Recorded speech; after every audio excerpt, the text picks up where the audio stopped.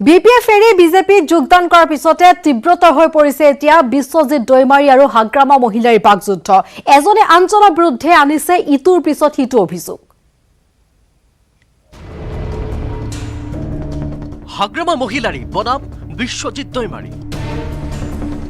BPF এৰি সাংসদ বিশ্বজিৎ দৈমাৰীয়ে বিজেপিত যোগদান কৰাৰ পিছতে পৰস্পৰৰ বিৰুদ্ধে আৰম্ভ হৈছে বোকা ছটিওৱাৰ ৰাজনীতি।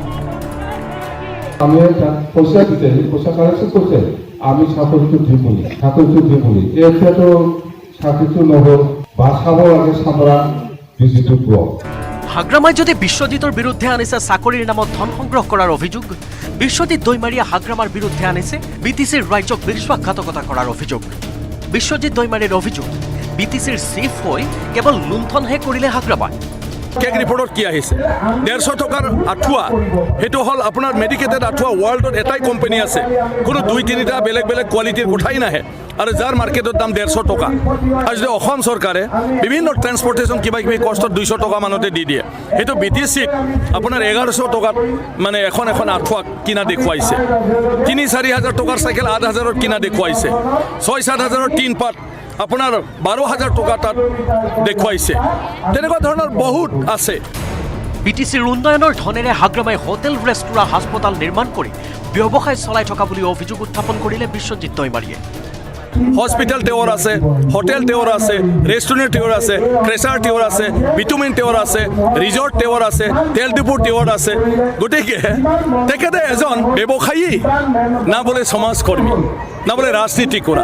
যি মানুহজন ডেইলি খাতা পত্ৰ লৈ মেনেজাৰৰ লগত হিচাপ কৰি থাকে, তেওঁ আৰু বিটিচিৰ জনগণৰ কাৰণে কিবা চিন্তা কৰিব পাৰে নেকি? লগতে নস্যাৎ কৰিলে হাগ্ৰামা মহিলাৰীয়ে বিশ্বজিৎ দৈমাৰীৰ বিৰুদ্ধে অনা চাকৰিৰ নামত ধন সংগ্ৰহ কৰাৰ অভিযোগ। যদি মোক বেয়া নকয়, তেতিয়াতো গোটেই ৰাইজটো তাৰ কাণ্ড কাৰখানাবিলাকতো গম পালে ন। গতিকে সেইটোৰ কাৰণে মোৰ প্ৰতি যাতে ৰাইজে সন্দেহ হয়, তাৰ কাৰণে সেইবিলাক অপপ্ৰচাৰ চলাই আছে। গতিকে তাৰতো একো ৰাস্তাই নাই। বিজেপি বিপিএফ নেতাৰ তীব্ৰ বাক্যযুদ্ধই গৰম কৰি তুলিছে বিটিচিৰ নিৰ্বাচনী বতাহ। বাক্সাৰ এখন নিৰ্বাচনী সভাত ভাগ লৈ মন্ত্ৰী হিমন্ত বিশ্ব শৰ্মাই কৰিলে তাৎপৰ্যপূৰ্ণ মন্তব্য। নাঙলৰ কাম নাই, এতিয়া চলিব ট্ৰেক্টৰহে। 15 ডিচেম্বৰৰ পিছত মিউজিয়ামত থাকিব লাগিব নাঙল। এই যে বিপিএফৰ মানুহবিলাকৰ দাদাগিৰি আছিল, এতিয়াই শেষ হ'ল আৰু 15 তাৰিখৰ পৰা নাঙল মিউজিয়ামত যাব। নাঙল মিউজিয়ামত যাব লাগিব। 15 তাৰিখৰ পৰা নাঙল মিউজিয়ামত যাব লাগিব। আজি ইমান দিন আমি চলাই আছিলো বুলি চলি আছে। আনহাতে নিৰ্বাচনৰ প্ৰচাৰ চলাই বিটিচিত চৰকাৰ গঠনৰ দাবী কৰিলে সাংসদ দিলীপ শইকীয়া, কামাখ্যা প্ৰসাদ তাছাই। বিপিএফৰ যিটো 39ৰ পৰা 29, 29ৰ পৰা 19ৰ পৰা নিয়মমতে 9 হ'ব লাগিছিল। 9 যে বিপিএফে পাব তাৰ কোনো গেৰাণ্টি নাই আজিৰ দিনত। Bureau report, news 18 Assam north east. দেখাত তয়াময়া কাজিয়া, কিন্তু বিজেপি বিপিএফৰ নেতাই নিশা দিছপুৰত বহি একেলগে বনাইছে বিটিচি নিৰ্বাচনৰ ৰণনীতি। এই দাবী তুলি বিটিচিৰ কিংমেকাৰ হ'ব বুলি ঘোষণা কৰিলে কংগ্ৰেছে, কিন্তু কিংমেকাৰ হ'ব কোন?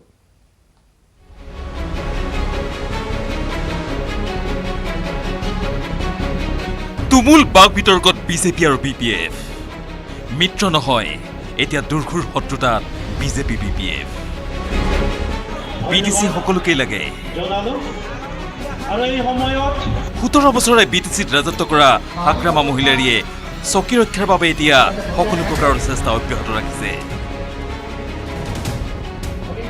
আনহাতে মিত্ৰতাৰ সকলো দুৱাৰ বন্ধ কৰি বিপিএফক আদৰাই বিটিচি দখলৰ পূৰ্ণ যুঁজত নামিছে বিজেপি দল। বহুবল্কী প্ৰশাসনিক মন্ত্ৰী হিমন্ত বিশ্ব শৰ্মাই বিটিচিৰ পৰিষদীয় নিৰ্বাচনৰ নিৰ্বাচনী প্ৰচাৰত নমালে হেলিকপ্টাৰ। হাগ্ৰামাক জেলত ভৰোৱাৰো দিছে হুংকাৰ। বিজেপি বিপিএফৰ এই নিৰ্বাচন কেন্দ্ৰিক দুৰ্বাতল কাজিয়াক লৈ প্ৰদেশ কংগ্ৰেছে তুলিলে আন এক অভিযোগ। প্ৰদেশ কংগ্ৰেছৰ দাবী, দেখাত বিজেপি বিপিএফৰ দুৰ্বাতল কাজিয়া, কিন্তু নিশা দিছপুৰত দুই দলে একেলগে কৰে বৈঠক।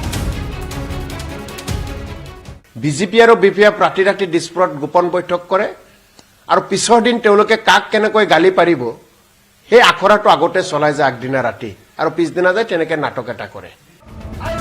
কংগ্ৰেছী বিধায়ক জাকিৰ হুছেইন চিকদাৰৰ মতে শত্ৰুতাৰ সকলো সীমা পাৰ কৰিছে বিজেপিয়ে। বিজেপিৰ ফালৰ পৰা BTCৰ মাজত গৈ নিৰ্বাচনী সভাসমূহত যি ধৰণে BPFক গালিগালাজ আৰম্ভ কৰিছে, যি ধৰণে হাগ্ৰামাক তেওঁলোকে টাৰ্গেট কৰি লৈছে, ঠিক একেধৰণেও হাগ্ৰামাই যেনেকৈ বিজেপিক টাৰ্গেট কৰি লৈছে, এনে লাগে যে তেওঁলোকৰ মাজত যেন কোনো মিত্ৰতা নাই আৰু শত্ৰুৰ এটা সীমা থাকে। শত্ৰুৰ সীমা চেৰাই গৈ একেবাৰে চৰম শত্ৰুত পৰিণত হৈছে বিজেপি আৰু BPF। মুখত ক'লেই নহয়, যদি হাগ্ৰামাই BTCলৈ আবণ্টিত ধন আত্মসাৎ কৰিছে, বিজেপি চৰকাৰে তদন্ত কৰি কিয় হাগ্ৰামাক শাস্তি নিদিয়ে বুলিও প্ৰশ্ন তুলিছে বিধায়ক জাকিৰে। হাগ্ৰামা যদি সঁচাকৈয়ে লুণ্ঠনকাৰী, হাগ্ৰামা যদি BPF দল যদি সঁচাকৈয়ে শোষণকাৰী, হাগ্ৰামা যদি সঁচাকৈয়ে টকা পইচা মানুহৰ পৰা লয় বুলি তেওঁলোকৰ হাতত প্ৰমাণ আছে, যিখিনি কথা তেওঁলোকে মিটিঙত কৈ থাকে, তেনে হাগ্ৰামৰ ওপৰত কিয় ব্যৱস্থা নলয়? ইফালে BTCত অভাৱনীয়ভাৱে নিৰ্বাচনী প্ৰচাৰ চলোৱা বিজেপি দলে BTC যিকোনো প্ৰকাৰে দখল কৰিবই বুলি দাবী তুলিছে বিজেপিৰ মুখপাত্ৰ তথা বিধায়ক ডাক্তৰ নোমল মমিনে। এইবাৰ কংগ্ৰেছ BPF BTAD ইলেকশ্যনত 0 এখন পাব আৰু BPF আৰু UPPL তেখেতসকলে 10টাও চিট নাপায় আৰু এইবাৰ ভাৰতীয় জনতা পাৰ্টীৰ চৰকাৰ গঠন হ'ব BTADত। বিজেপি আৰু BPFৰ পৰস্পৰক গালি পাৰি নিৰ্বাচনী প্ৰচাৰ চলোৱাৰ সময়ত কংগ্ৰেছ আৰু AIDFে যৌথভাৱে আগবঢ়াইছে BTC নিৰ্বাচনৰ প্ৰাৰ্থী। কংগ্ৰেছৰ দাবী, BTCত এইবাৰ কংগ্ৰেছ AIDFৰ অবিহনে কোনেও কৰিব নোৱাৰে চৰকাৰ। কংগ্ৰেছ হ'ব BTC চৰকাৰৰ কিং মেকাৰ। যে BTCত কংগ্ৰেছ আৰু UDFৰ মিত্ৰজোঁটক বাদ দি কোনেও চৰকাৰ গঠন কৰিব নোৱাৰে। আমি তাতে কিং মেকাৰ হোৱাৰ কাৰণে আগবাঢ়িছোঁ আৰু নিশ্চিতভাৱে কিং মেকাৰ হোৱা হ'ব। দুটা পৰ্যায়ত অনুষ্ঠিত হ'বলগীয়া BTCৰ পৰিষদীয় নিৰ্বাচনত ৰাইজে কাক আঁকোৱালি লয় তাৰ হিচাপ ওলাব নিৰ্বাচনী ফলাফলত। কেমেৰা পাৰ্চন অঞ্জনৰ সহযোগত Biju Kumar Deka, news 18 Assam north east. আৰু বিধানসভা নিৰ্বাচনক লৈ কঁকালত টঙালি বান্ধিছে শাসকীয় বিজেপিয়ে। নিৰ্বাচনৰ ৰণনীতিৰ বাবে ৰাজ্যিক বিজেপি আৰম্ভ কৰিছে বুথ পৰ্যায়ৰ দলীয় কৰ্মীৰ বুথ কি বাত অনুষ্ঠান। ডিব্ৰুগড় মুখ্যমন্ত্ৰী সোণোৱাল আৰু আমিনগাঁৱত মন্ত্ৰী হিমন্ত বিশ্ব শৰ্মাই কৰিলে বুথ কি বাতৰ শুভাৰম্ভ। বুথ কি বাতত মুখ্যমন্ত্ৰী, বুথ কি বাতত মন্ত্ৰী হিমন্ত। বিজেপিয়ে দূৰ কৰিছে কংগ্ৰেছৰ দিনৰ দুৰ্নীতি ভ্ৰষ্টাচাৰ। মধ্যভোগী দূৰ কৰি বিজেপিয়ে ৰাজ্যখনত উন্নয়ন কৰিছে। ডিব্ৰুগড়ত বুথ কি বাত অনুষ্ঠানত মুখ্যমন্ত্ৰী সৰ্বানন্দ সোণোৱালৰ এই মন্তব্য। পূৰ্বতে কংগ্ৰেছৰ কাৰ্যকালত মধ্যভোগীয়ে মিডিলমেনে সদায় আমাৰ হিতাধিকাৰী প্ৰাপ্য অধিকাৰ সেইটো ক্ষেত্ৰত তেখেতসকলে আত্মহাত কৰিছিল।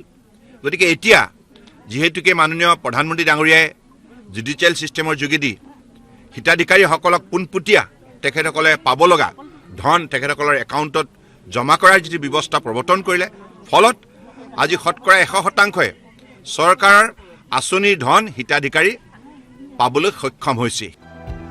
বিজেপিৰ 161 নং বুথৰ 4 নং ৱাৰ্ডত বুথ কি বাত কাৰ্যসূচীত অংশগ্ৰহণ কৰি নিজৰ বুথৰ বিজেপিৰ কৰ্মকৰ্তাসকলৰ লগত নিৰ্বাচনী দিশসমূহ আলোচনা কৰাৰ লগতে প্ৰধানমন্ত্ৰী নৰেন্দ্ৰ মোদীৰ মন কি বাত অনুষ্ঠানত ভিডিঅ' কনফাৰেন্সৰ জৰিয়তে অংশগ্ৰহণ কৰে মুখ্যমন্ত্ৰী সৰ্বানন্দ সোণোৱালে। বিজেপি নেতৃত্বাধীন মিত্ৰজোঁটৰ যিখন চৰকাৰ 4.5 বছৰ, দুয়োখন চৰকাৰে অসমৰ জনগণৰ বাবে বহু কাম কৰিছে, বিভিন্ন আঁচনি হাতত লৈছে, সফল ৰূপায়ণ কৰিছে। ইয়াৰ ফলত অসমৰ বৰাক ব্ৰহ্মপুত্ৰ পাহাৰ ভৈয়ামৰ প্ৰতিটো পৰিয়াল উপকৃত হৈছে। আনহাতে আমিনগাঁৱত বুথ কি বাত অনুষ্ঠানত অংশগ্ৰহণ মন্ত্ৰী হিমন্ত বিশ্ব শৰ্মাৰ। অনুষ্ঠানত অংশ লৈ হাগ্ৰামা মহিলাৰ প্ৰত্যাহ্বান মন্ত্ৰী হিমন্তৰ। হাগ্ৰামাই মোৰ দাদাগিৰি সহ্য নকৰে, আমিও তেওঁৰ দাদাগিৰি সহ্য নকৰোঁ।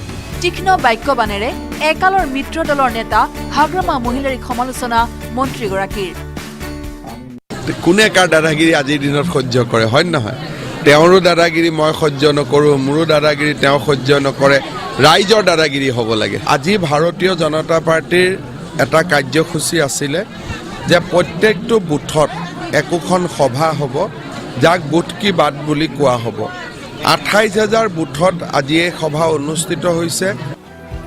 বিজেপিৰ বুথ পৰ্যায়ৰ দলীয় কৰ্মীৰ বুথ কি বাত অনুষ্ঠানত দলীয় কৰ্মীক ভোট বৃদ্ধিৰে মিছন 100 সফল কৰা সন্দৰ্ভত বাৰ্তালাপ মন্ত্ৰী হিমন্তৰ। আজিৰে পৰা ৰাজ্যৰ 28,000 বুথত প্ৰতিজন ভাৰতীয় জনতা পাৰ্টিৰ কৰ্মী মন্ত্ৰী বিধায়ক উপস্থিত হৈ দলীয় ভোট বৃদ্ধিৰ বৈঠকত মিলিত হ'ব। ডিব্ৰুগড়ৰ পৰা থমাছ বুঢ়াগোহাঁই আৰু উত্তৰ গুৱাহাটীৰ পৰা Rantu Baishya, news 18 Assam north east.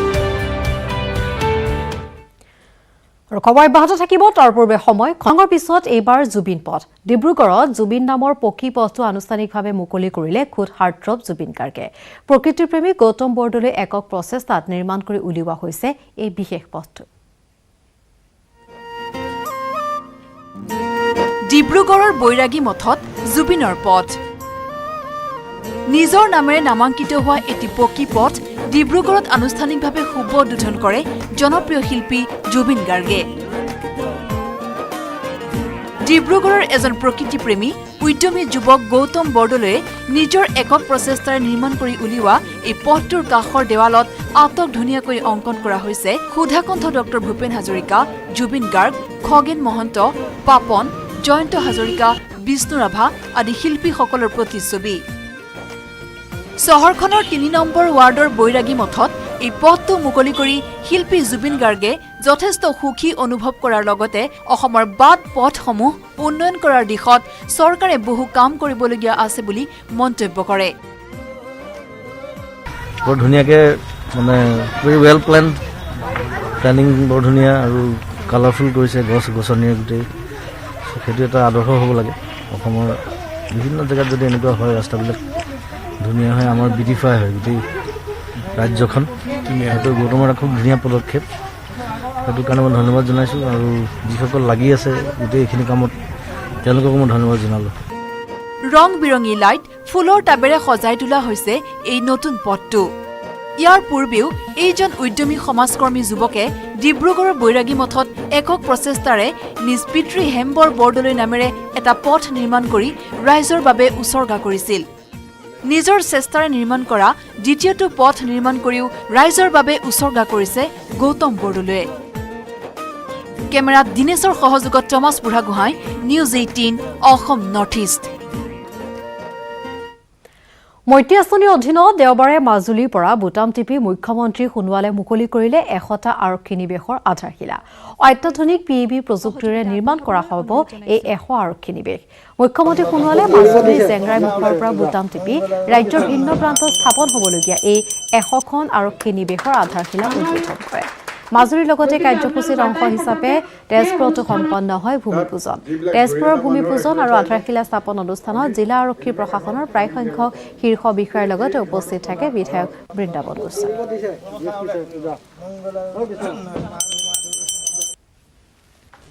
প্ৰথমবাৰৰ বাবে মাজুলীৰ পৰা এটা ৰাজ্যিক পৰ্যায়ৰ গুৰুত্বপূৰ্ণ আঁচনিৰ কাম আজি শুভাৰম্ভ হৈছে জেংৰাই মুখৰ পৰা।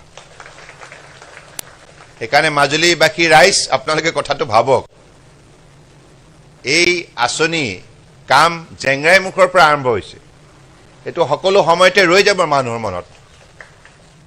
সমগ্ৰ অসমৰ বৰাক ব্ৰহ্মপুত্ৰ পাহাৰ ভৈয়াম 36খন জিলাৰ আজি যিকেইখন জিলাত তাত স্বায়ত্তশাসিত পৰিষদৰ নিৰ্বাচন অনুষ্ঠিত হৈছে, কোড অফ কণ্ডাক্টৰ কাৰণে তাত আৰম্ভ হোৱা নাই, কিন্তু আজি 72টা স্থানত ইয়াৰ কাম শুভাৰম্ভ হ'ল।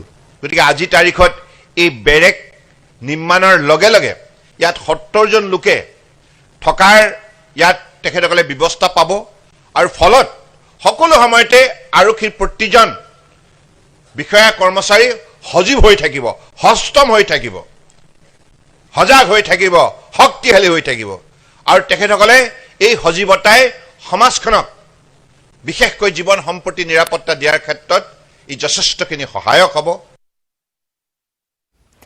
উজনি অসমৰ ক্ৰীড়া ক্ষেত্ৰলৈ আহিছে আশাৰ বতৰা। জলক্ৰীড়া ক্ষেত্ৰ হিচাপে ঘোষণা কৰা হৈছে শিৱসাগৰৰ মৰিবিল সৰোবৰক। ৰাজ্যৰ প্ৰথমটো জলক্ৰীড়া ক্ষেত্ৰ হিচাপে মৰিবিল সৰোবৰক ঘোষণা কৰি 10 বছৰৰ বাবে লিজত দিয়া হৈছে শিৱসাগৰৰ বটিং আৰু ৰয়িং সন্থাক।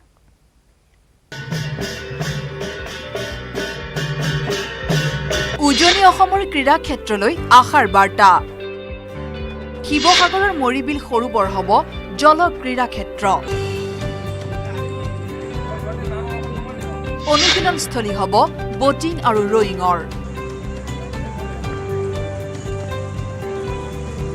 শিৱসাগৰ নগৰৰ মাজমজিয়াত অৱস্থিত বশিষ্ঠ গংগা দিখৌ নৈৰ এৰাসতি মৰিবিল সৰোবৰ শীঘ্ৰেই হ'ব জলক্ৰীড়া ক্ষেত্ৰ। মৰিবিল সৰোবৰৰ সমীপত শনিবাৰে আয়োজিত এক গাম্ভীৰ্যপূৰ্ণ অনুষ্ঠানত জলক্ৰীড়া ক্ষেত্ৰ হিচাপে আনুষ্ঠানিকভাৱে ঘোষণা কৰে যোৰহাট লোকসভা সমষ্টিৰ সাংসদ তপন কুমাৰ গগৈয়ে। ৰাজ্যৰ প্ৰথমটো জলক্ৰীড়া ক্ষেত্ৰ হিচাপে মৰিবিল সৰোবৰক ঘোষণা কৰি সাংসদ তপন কুমাৰ গগৈয়ে শিৱসাগৰ বটিং আৰু ৰয়িং সন্থাক পৰৱৰ্তী 10 বছৰৰ এই জলক্ৰীড়া ক্ষেত্ৰৰ দায়িত্ব দিয়া বুলিও প্ৰকাশ কৰে। আমি আজি মৰিবিল সৰোবৰক জলক্ৰীড়া ক্ষেত্ৰ হিচাপে আজি ঘোষণা কৰিলোঁ আৰু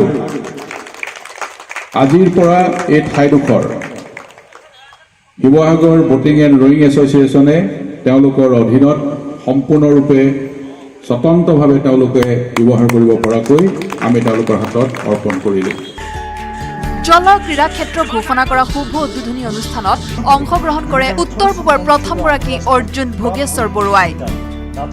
উদ্বোধনী অনুষ্ঠানতে শিৱসাগৰ বটিং আৰু ৰয়িং সন্থাৰ কৃতি খেলুৱৈসকলক চিনাকি কৰি দিয়াৰ লগতে আন্তঃৰাষ্ট্ৰীয় এথলেটিক্স আৰু যোগা খেলুৱৈ অনন্ত ৰাজকোঁৱৰক সন্থাই সম্বৰ্ধনা জ্ঞাপন কৰে। শিৱসাগৰৰ পৰা Joyjyoti Gogoi, news 18 Assam north east.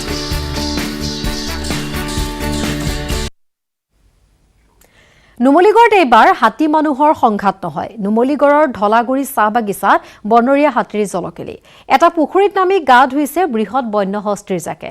এই দৃশ্য উপভোগ কৰিবলৈ চাহ বাগিচাখনত ভিৰ কৰিছে অগণন লোকে।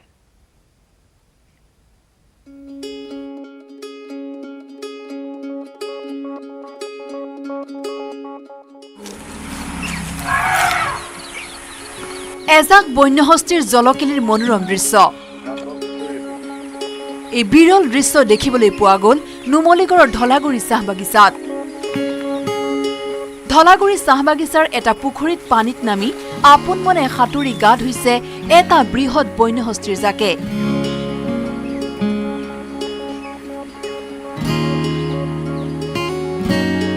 এই দৃশ্য উপভোগ কৰিবলৈ চাহ বাগিচাখনত ভিৰ কৰিলে বহু লোকে।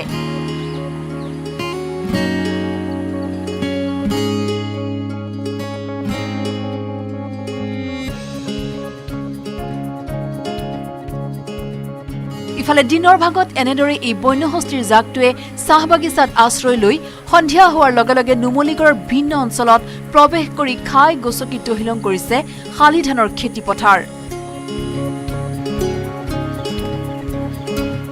উজাগৰে থাকি গাঁওবাসীয়ে খেদিব লগা হয় হাতী। কিন্তু ইমানৰ পিছতো এই মনোৰম দৃশ্য উপভোগ কৰিবলৈ ওলাই আহে বহু লোক।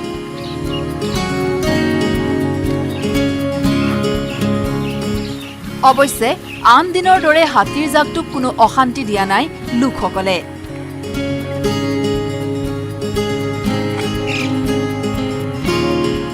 নুমলীগড়ৰ পৰা Pranabjyoti Saikia, news 18 Assam north east. আৰু সমগ্ৰ ৰাজ্যতে উদযাপন কৰা হৈছে ৰাস, কিন্তু কোভিড প্ৰটকল মানি এইবাৰ অনুষ্টুপীয়াকৈ অনুষ্ঠিত কৰিবলগীয়া হৈছে। মঙলদৈতো সনাতন ধৰ্মসভা প্ৰাংগণত 41 সংখ্যক ৰাস মহোৎসৱৰ এদিনীয়া কাৰ্যসূচী। আৰু এই কাৰ্যসূচী আমাক আৰু অধিক দেখুৱাব নৱজ্যোতি মহন্তই। নিশ্চয়কৈ মই উপস্থিত আছোঁ মঙলদৈ সনাতন ধৰ্মসভা প্ৰাংগণৰ ৰাস মহোৎসৱস্থলীত। আৰু যি 41 সংখ্যক মঙলদৈ ৰাস মহোৎসৱৰ এইবাৰ কিন্তু কোনো ধৰণৰ আন বছৰৰ দৰে পৰিৱেশ নাই। কৰোণা মহামাৰীৰ কাৰণে এইবাৰ ৰাস বাতিল কৰিছে যদিও এদিনীয়াকৈ অনুষ্ঠিতভাৱে তেওঁলোকে ৰাসৰ যি নিয়ম, এই নিয়ম কৰা দেখিবলৈ পাইছে। শ্ৰীকৃষ্ণৰ ৰাসৰ যি নিয়ম, এই নিয়মৰ কাৰণে যি পুৰোহিতে তেওঁলোকৰ যি পূজা অৰ্চনা অব্যাহত ৰাখিছে। ৰাসৰ প্ৰথম দিনটোত দেখিবলৈ পোৱা গৈছে এই পৰিৱেশ ৰমেশে দেখুৱাইছে। ইতিমধ্যে এই যি ৰাস মহোৎসৱৰ শুভাৰম্ভণি কৰিলে স্থানীয় বিধায়ক গুৰুজিত আছে আৰু যি স্থানীয় লোকসকল আছে আহি তেওঁলোকে চাকি বন্তি জ্বলাইছে। আৰু আমি কথা পাতিম, বিধায়ক মহোদয় আছে। আন বছৰৰ দৰে পৰিৱেশ নাই।